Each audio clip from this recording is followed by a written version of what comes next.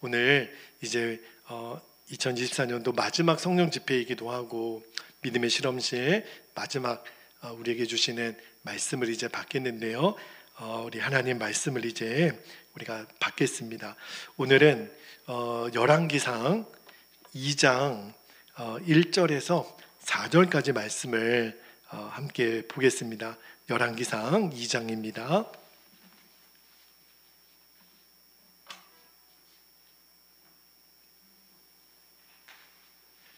자, 1절에서 4절까지 저와 여러분이 한 절씩 말씀을 교독하여 읽겠습니다. 1절입니다. 다윗이 죽을 날이 임박함에 그의 아들 솔로몬에게 명령하여 이르되 내가 이제 세상 모든 사람이 가는 길로 가게 되었노니 너는 힘써 대장부가 되고 3절에 내 하나님 여호와의 명령을 지켜 그 길로 행하여 그 법률과 계명과 율례와 증거를 모세의 율법에 기록된 대로 지키라. 그리하면 내가 무엇을 하든지 어디로 가든지 형통할지라. 여호와께서 내 일에 대하여 말씀하시기를 만일 내 자손들이 그들의 길을 삼가 마음을 다하고 성품을 다하여 진실이 내 앞에서 행하면 이스라엘 왕위에 오를 사람이 너에게서 끊어지지 아니하리라 하신 말씀을 확실히 이루게 하시리라. 아멘. 하나님 말씀입니다. 오늘은 지난 이제 7월부터 올해 2024년 7월부터 이제 오늘까지 믿음의 실험실이라는 주제의 말씀, 오늘 이제 마지막 말씀이 되겠습니다. 또 딱 하나님이 맞춰주신 것 같아요. 올해 마지막 또 성령 집회의 마지막 말씀을 주시니 더 특별한 의미가 있겠다고 싶습니다. 오늘 설교 제목이 2절 끝부분에 있는 다윗이 솔로몬에게 유언했던 너는 힘써 대장부가 되라, 이 주제의 말씀을 좀 나누기를 원합니다. 실제로는 다윗이 아들 솔로몬에게 유언했던 말씀이지만 말씀을 묵상하고 설교를 준비하면서 저에게 주시는 유언과도 같은 말씀이라는 생각이 들어요. 여러분에게도 오늘 다윗이 여러분이 솔로몬이라고 생각하시고 나의 아버지 다윗이 죽을 때 어떤 말씀을 꼭 한마디만 해주고 사람은 떠나게 돼 있잖아요.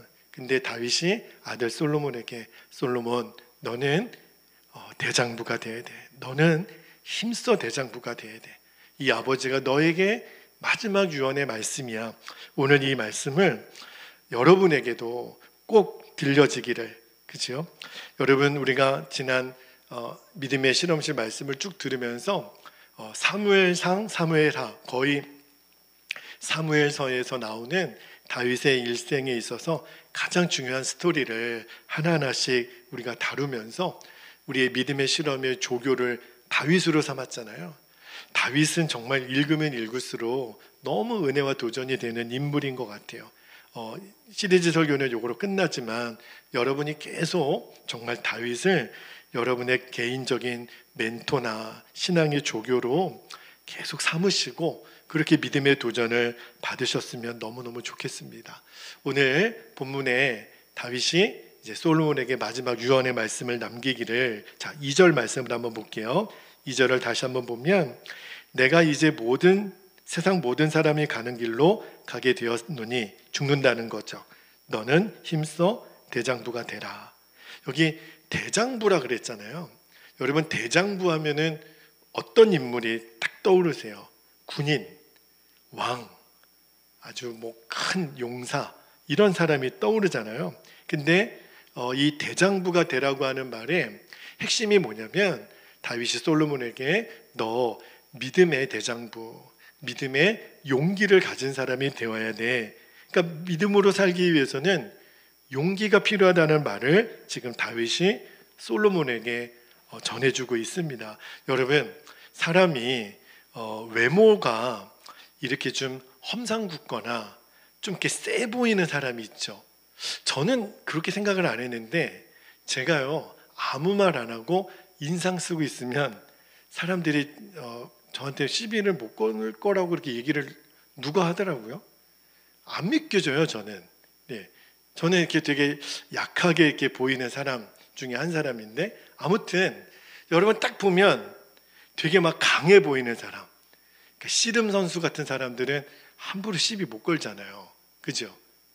그런 것처럼 이렇게 뭔가 세 보이는 사람이 있는데, 여기 다윗이 솔로몬에게 대장부가 되라, 이 말은 문자적으로 보면은 무슨 군인이나 장수 같은 그런 용맹스러운 사람이 되어야 돼 있겠지만, 다윗이 솔로몬에게 말하던 이 믿음의 대장부는요, 눈으로 보이는, 겉으로 보이는 막 우락부락하고 막 이렇게 강한 그런 스트롱한 그런 의미가 아니에요.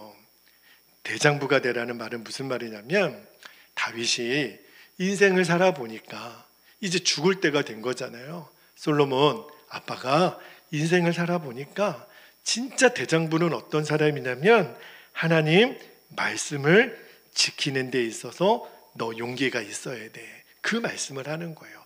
이런 스토롱이 아니라 하나님 말씀에 순종할 수 있는 담대함을 너 꼭 가져야 돼, 그 이야기를 하는 거예요.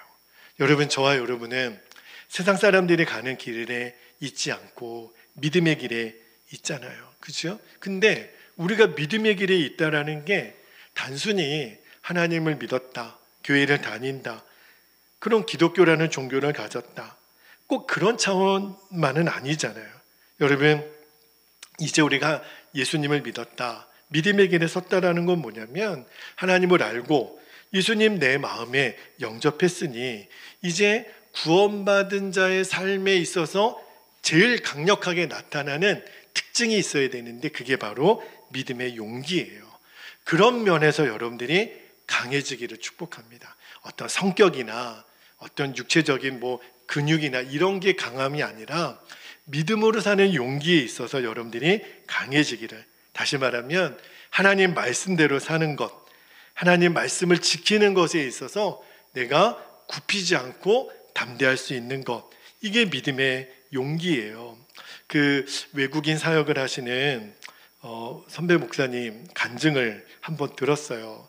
그러니까 굉장히 귀한 사역을 하시더라고요. 이 목사님은요, 남 도와주기를 정말 좋아하시는 목사님이세요. 그러니까 이제 외국인 노동자들, 제3세계에서 오시는 그런 분들을 열심히 섬기시는데, 근데 그런 사역에도 자부심이 있었는데 이 목사님이 굉장히 좌절에 한번 빠지신 적이 있었답니다. 언제 그랬냐면, 그러니까 사역은 열심히 하는데 정작 자기 아이들을 제대로 못 돌보는 거예요. 아이들이 공부도 잘 못하고, 더 문제는 아이들 학비를 댈 수가 없다는 거예요. 아이들이 학비를 요청하면 아버지로서 학비를 좀 대줘야 되는데 그게 늘 안 되니까, 사역도 내가 다른 사람을 열심히 도와줬는데 내가 이게 도대체 뭔가, 그러니까 너무 마음이 이제 무너졌는데, 그때 이 목사님이 어떤 책을 하나 읽으세요. 그 책을 통해서 도전을 많이 받았는데, 여러분 좀 오래되기는 했는데, 이용규 선교사님이라고, 일본 이용규 선교사님 말고 그 당시는 몽골이었죠. 지금은 이제 인도네시아에서도 사역하고 그러시는데, 몽골 이용규 선교사님이 내려놓음이라는 책을 쓰신 적이 있어요.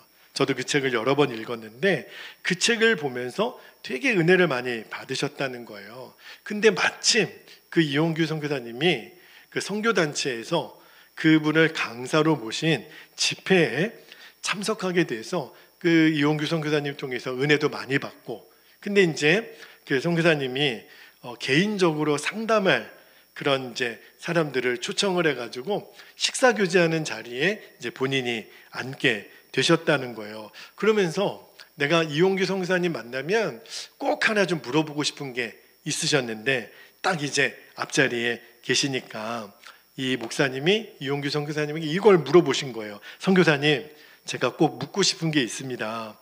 선교사님도 지금까지 사역해 오시는 동안 경제적인 어려움 때문에 힘들어 본 적이 있습니까? 다시 말하면 돈이 없어서 어려웠던 적 없습니까? 그렇게 이제 물은 거예요. 왜 그러냐면 지금 자기 자신이 아이들 학비도 지금 대주지 못하는 아버지로 너무 초라해 보이고 너무 지금 마음이 괴로우니까 그냥 하소연하듯이 이렇게 물어본 거예요. 그랬더니 그 이용규 선교사님 그러시더래요. 당연하지요. 저도 경제적으로 어려운 일이 너무너무 많습니다.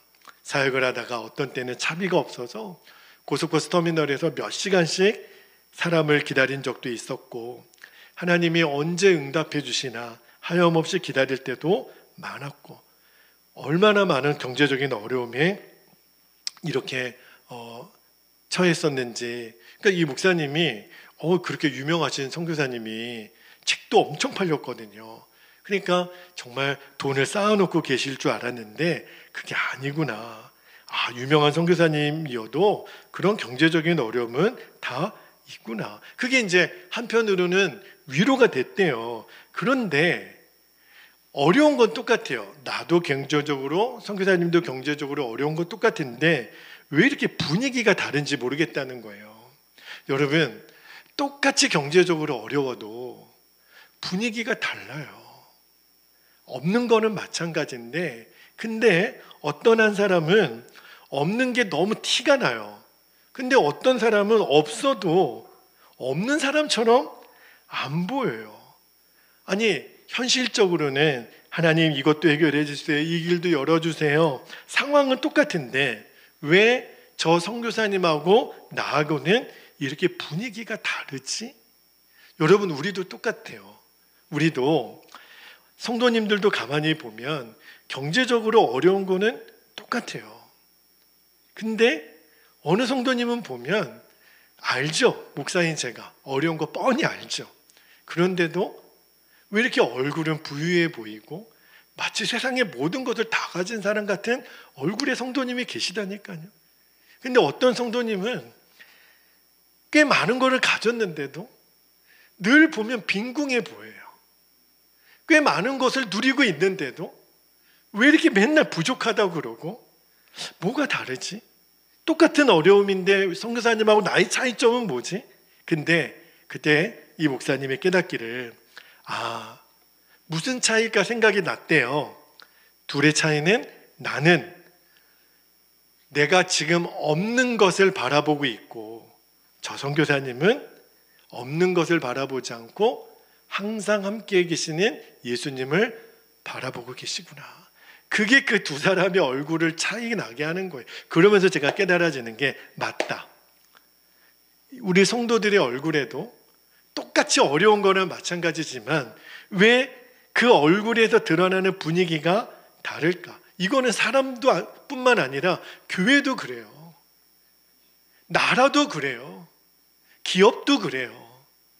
똑같은 어려움이어도 그 분위기는 다르다는 거예요.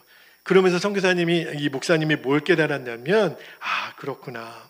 똑같이 없는 거는 마찬가지인데 나는 맨날 없는 것만 바라보니까 슬프고 좌절되고 낙심됐지만, 저 선교사님은 없는 게 아니라 항상 함께 계시는 예수님 바라보니까 그래서 오히려 없는 것이 간증이 되고 하나님의 역사하심을 찬양하게 되고 그렇게 저렇게 쓰임받는 거구나. 그러면서 깨달은 게, 예수님을 바라보는 것이 진짜 강한 거구나. 여러분, 꼭 기억하셔야 돼요. 내가 뭔가를 가진 것이 많아서 내가 강한 사람 되는 거 아니더라고요.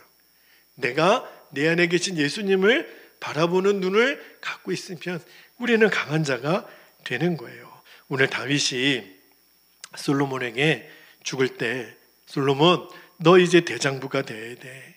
그러면서 쭉 말씀을 이어가잖아요. 너 왕이 뭔 줄 아니? 왕은 자기 마음대로 나라를 다스리는 사람이 왕이 아니야. 왕은 하나님 말씀대로 사는 사람이 왕이야. 그리고 그것을 백성들에게 가르칠 줄 아는 통로가 되는 사람이 왕이야. 그런데 너 그런 왕이 되려면 용기가 있어야 돼. 그거를 지금 다윗이 대장부라고 표현한 거예요. 솔로몬, 너 대장부가 되어야 돼. 그리고 다윗이 죽습니다. 여러분, 믿음의 대장부가 되고 용기가 있어야 된다는 것은 제가 경험해 보니까 꼭 나이가 많거나 높은 지위에 있다고 저절로 되는 게 아니더라고요. 오히려 나이가 많아질수록 높은 어떤 권세나 권력을 가진 사람도 우리가 지금 보고 있잖아요. 자기 밥줄 잃어버릴까 봐. 그 자기들 밥그릇 찾으려고 그렇게 전전긍긍하고 두려워하는 사람들을 우리가 보잖아요. 나이가 많다고, 권세가 있다고 두려움이 없는 게 아니에요. 여러분, 왜 우리가 지난 6개월 동안 믿음의 실험을 계속 쭉 해왔냐면, 이제부터 저와 여러분에게 맷집이 있기를 축복합니다. 어떤 맷집이냐면, 내가 이제 말씀대로 살면 손해가 와요. 내가 말씀대로 살면 불이익이 와요. 그때도 나는 말씀대로 살 수 있나? 이 맷집을 여러분 갖게 되기를 축복합니다. 이게 믿음의 대장부가 되는 거예요. 믿음의 대장부가 되지 못하면 이 선택의 상황에서 하나님이 기뻐하시는 말씀대로 사는 것을 우리가 결정하지 못합니다. 믿음의 용기가 없으면 절대로 그런 결정을 못해요. 여러분, 사람들은 자꾸 다른 사람들이 의식이 되고 환경을 무서워하죠. 우리가 진짜 무서워야 될 분은 하나님이신데 거꾸로예요. 거꾸로. 오히려 많은 성도들이요, 하나님에 대해서는 자꾸 대장부가 되는 거예요. 우리가 세상과 믿음에 대해서 대장부가 돼야 되는데 하나님에 대해서 막 억장을 놓고 이런 거죠. 아, 예배 지겹다 그러고. 여러분, 함부로 그런 말 하면 안 돼요. 전도 지겹고 헌금 부담되고 진짜 하나님하고 맞짱 뜨는 그런 얘기 큰일 날 소리입니다. 하나님의 살아계심을 아는 사람은 절대 그런 말 못해요. 왜요? 하나님은 나의 생사화복을 주장하시는 분이라고 여러분 믿으십니까? 주시는 분도 하나님이시고 걷어가시는 분도 하나님이심을 믿으십니까? 그런 권세가 하나님께 있는데 하나님께 대하여 우리가 대장부가 되면은 안 돼요. 하나님은 우리가 경외의 대상이에요. 하나님은 두려움의 대상이 되셔야 됩니다. 하나님이 우리들의 모든 것을 세워주시는 모든 권세는 하나님께 있어요. 11조를 드리는 믿음도 마찬가지입니다. 우리가 새벽을 깨워서 우리가 시간을 구별해서 하나님 앞에 예배하는 것도 마찬가지입니다. 일터에서 정직하게 일하면 내가 손해보는 일. 여러분, 옛날에는 뇌물을 주는 게 관행이었지만 이제 우리는 믿음의 백성이기 때문에 우리는 그렇게 못해요. 내가 잘못했으면 떳떳하게 대가를 치를 줄 알아야 돼요. 이제는 우리는 하나님 말씀이 아니면 우리는 거기에 타협할 수가 없어요. 근데 믿음의 용기가 없으면 그렇게 못 삽니다. 우리에게 정말 필요한 것은 용감해야 될 때 믿음의 용기를 갖는 거예요. 엉뚱한데 용기를 갖지 말고. 그래서 다윗이 솔로몬에게 부탁을 하는 거예요. 솔로몬, 너 꼭 기억해야 돼. 하나님의 말씀을 지키는 것, 그게 너의 사명이야. 너가 하나님 말씀대로 왕이 되어서 너가 그렇게 살면 이 나라 이스라엘을 하나님이 복을 주실 거고, 만약에 네가 하나님 말씀을 버리면 하나님이 이 나라 이스라엘을 망하게 할 거야. 너와 이 나라 민족은 연결되어 있다는 것을 잊지 말라는 거예요. 여러분, 하나님 말씀대로 사는 것에는 대단한 용기가 필요합니다. 제가 일본 선교사로 있을 때 저는 우리 한국만 믿음을 지키기 위해서 순교한 사람이 많은 줄 알았는데, 일본에서 믿음을 지키다가 순교한 사람이 한국에서 순교한 사람보다 10배가 더 많습니다. 굉장히 많은 성도들이 일본에서 순교를 당했는데 중국도 마찬가지예요.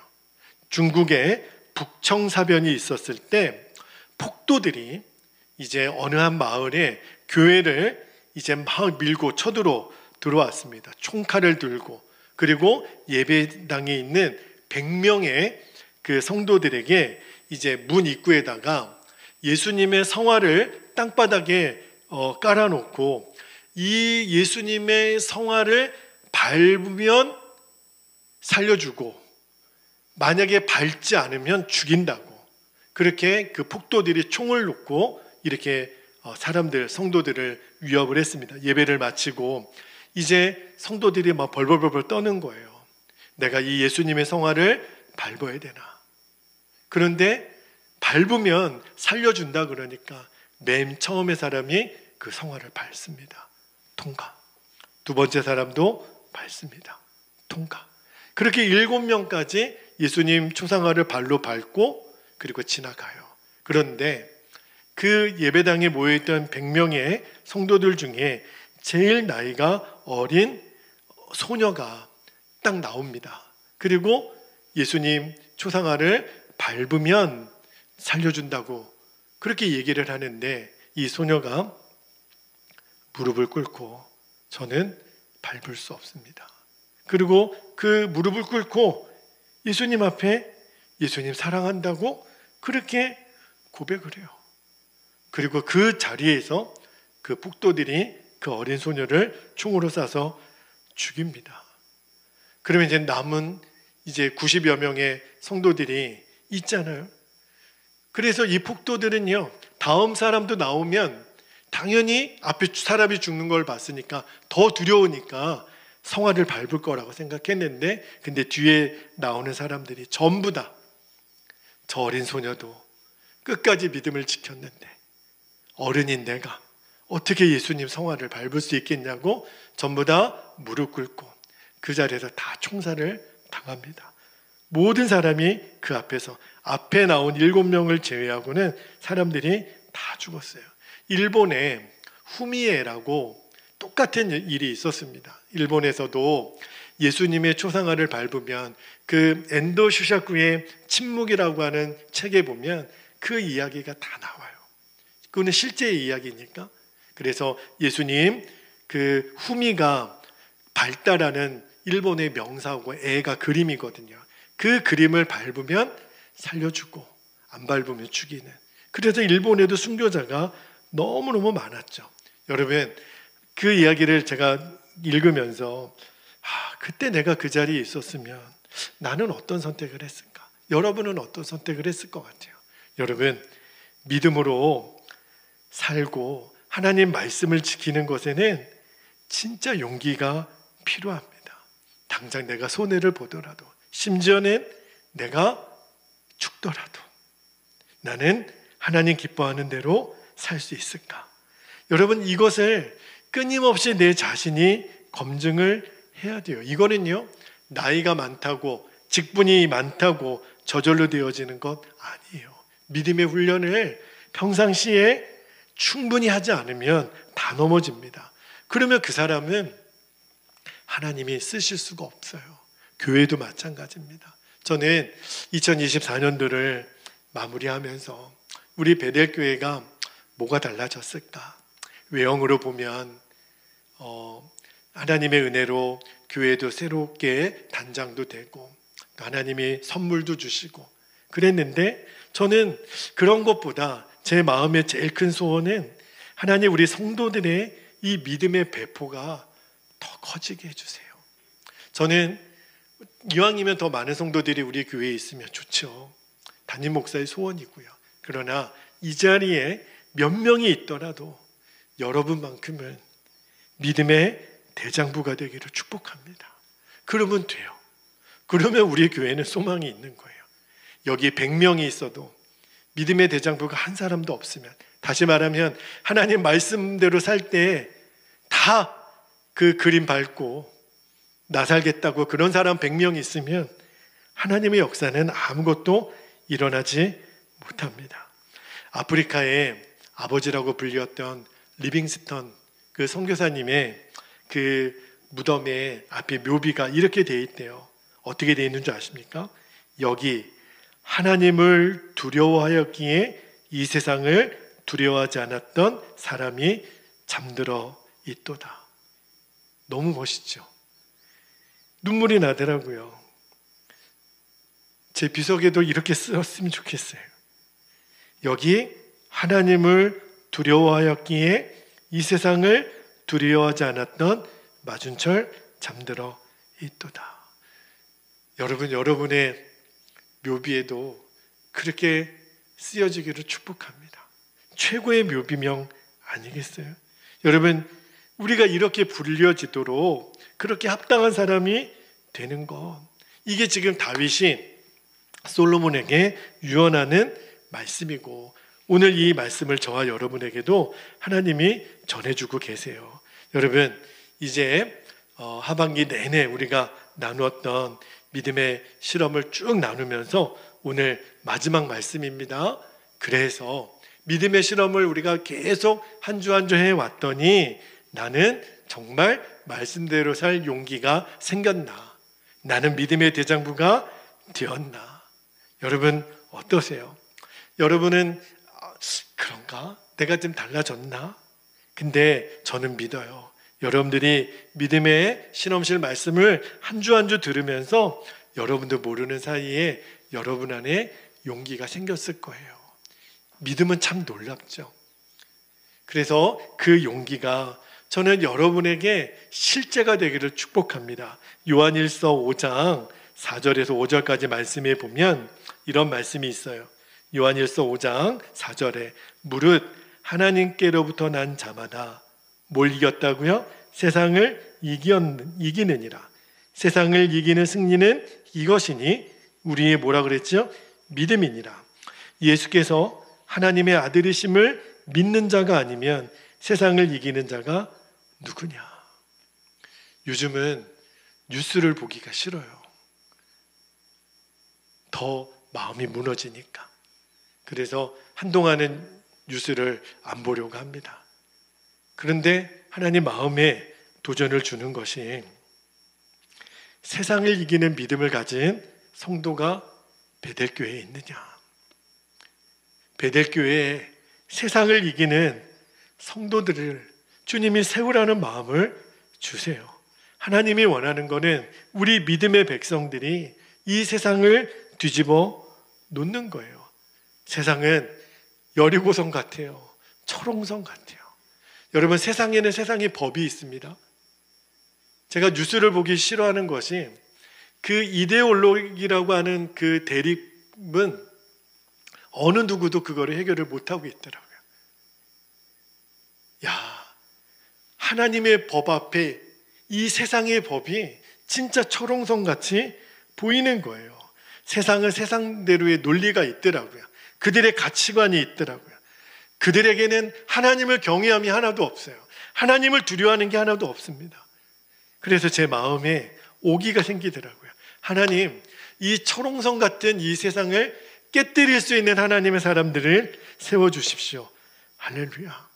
하나님, 우리 베델교회에 이 세상에 하나님을 대적하고 하나님 말씀을 대적하는 그것을 깨뜨리는 하나님의 사람들을 세워주십시오. 그래서 하나님의 방법대로 살아도 얼마든지 영광을 드러내는 증인들이 우리 교회 안에 세워지게 되기를 축복합니다. 여러분이 그 증인이 되셔야 돼요.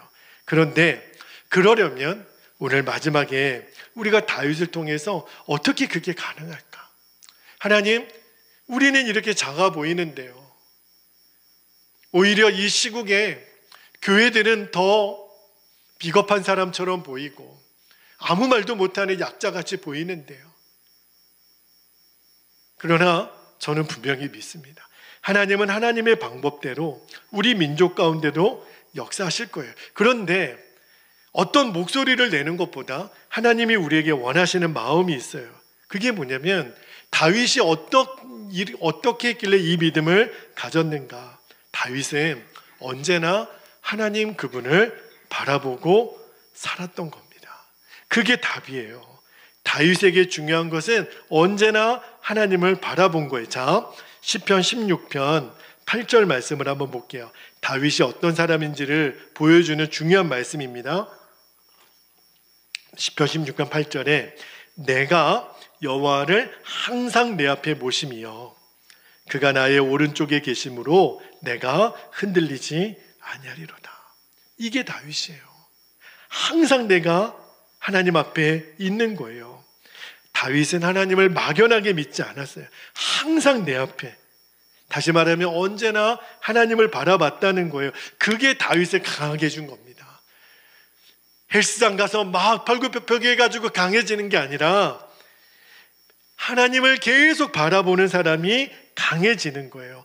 그 사람을 어떤 상황에서도 말씀을 지키도록 하나님이 지켜준 겁니다. 자, 시편 25편 15절도 볼게요. 시편 25편 15절에 보면 내 눈이 항상 여호와를 바라보면 내 발을 그들에서 벗어나게 하실 것이미로다. 다윗은 육신의 눈으로는 보이지 않지만 믿음의 눈으로 보이는 하나님을 계속 바라봤다는 거예요. 한 구절만 더 볼게요. 시편 34편 1절을 볼게요. 1절에 보니까 내가 여호와를 항상 송축하며 내 입술로 항상 주를 찬양하리이다. 다윗을 가만히 보면 입술에서 계속 중얼중얼했다는 거예요. 여호와 나의 하나님 영광 받으소서. 여호와는 나의 산성, 나의 방패, 나의 피난처, 나의 하나님 찬양 받으소서. 그의 아내 미갈도 다윗을 조롱했던 말씀을 기억하잖아요.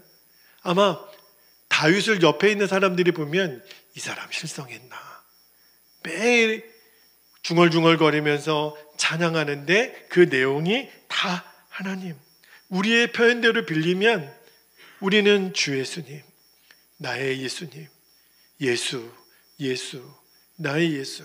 제가 여러분 앙샹 때 그 성탄절날 여러분에게 말씀드렸죠. 예수님께 매혹당한 자, 예수, 나의 예수. 그게 성탄의 진정한 메시지라고 말씀을 드렸잖아요. 우리는 그렇게 고백하며 살죠. 여러분, 유혹이 올 때, 또 위기가 올 때 진짜 우리는 말씀대로 살 수 있는 용기가 필요한데, 근데 주님은 이미 우리에게 그 은혜를 주셨어요. 어디에서요? 십자가에서. 이제 여러분에게 귀에 딱지가 되도록 말씀을 드렸던 십자가에서 예수님과 이미 나는 죽었고 예수님이 내 안에 오셔서 생명이 된 것, 이게 십자가 복음인데, 이 십자가 복음이 나를 용감하게 만드는 거예요. 이미 죽었으니까. 또 죽을 게 아니라 이미 죽었기 때문에 이제는 죽음도 두렵지가 않은 거예요. 그러니까 예수님과 내가 함께 죽었다, 이 자체가 나를 용감하게 만드는 거예요. 그리고 예수님이 내 생명이신 것. 여러분, 예수님이 복음서에서 언제 두려워서 떨었다, 긴장했다 이런 말씀이 어디 있습니까? 예수님은 어느 누구 앞에서도 담대하셨고 온유하셨고 예수님은 용기가 가득하셨어요. 그 예수님이 내 생명이 된 사람, 그 예수님이 나를 용기로 용감하게 만들어 주는 거예요. 우리에게는 원래 그런 용감함이 없습니다. 근데 예수님이 내 생명이 된 사람, 그 사람은 말씀대로 사는 용기를 갖게 돼요. 우리 중에 겁이 좀 많은 사람이 있죠. 여기 깜깜한 밤에 혼자 이렇게 어두운데 못 가시는 분. 저희 신학교 때는 믿음의 담대함을 길러준다 그래서 공동묘지 가서 설교하는 그런 훈련도 했었어요, 진짜로.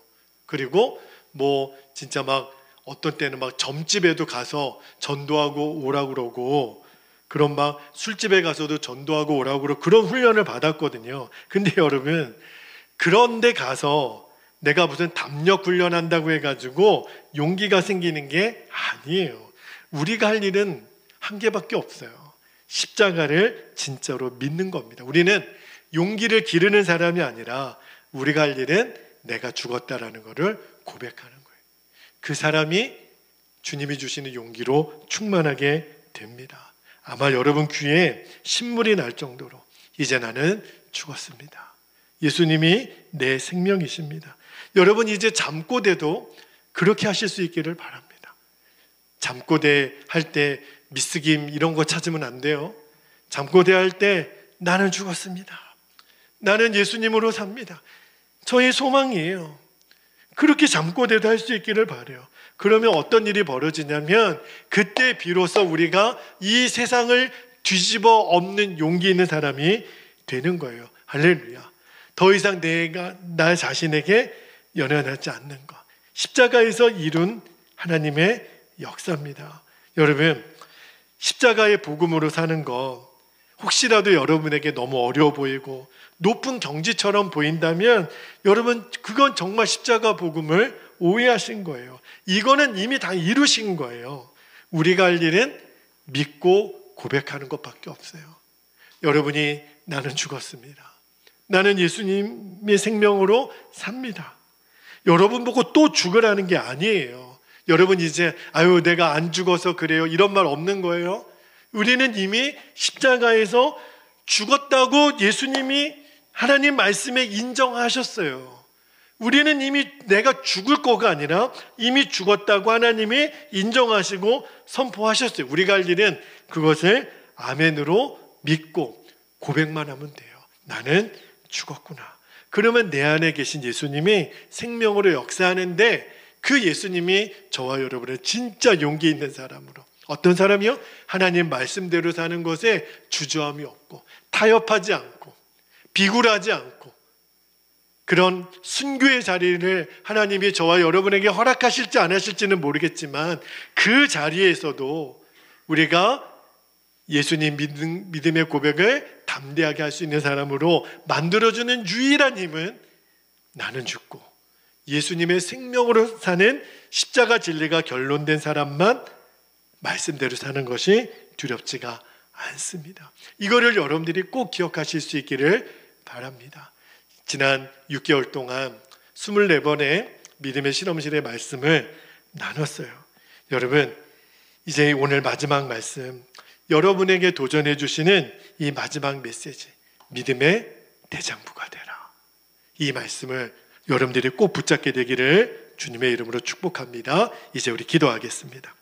두 가지 기도 제목을 나누고 우리 함께 기도합시다.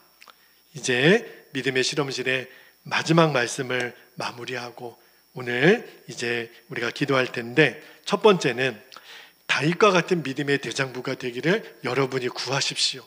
주님, 저도 대장부가 되게 해주세요. 그리고 어떤 상황에서도 믿음의 용기를 잃어버리지 않게 해주십시오. 두 번째입니다. 이제 24번의 믿음의 실험을 여러분들이 들었는데, 나중에 한 말씀 한 말씀 다시 꼭 들으세요. 그리고 그 말씀을 여러분 자신의 것으로 삼으십시오.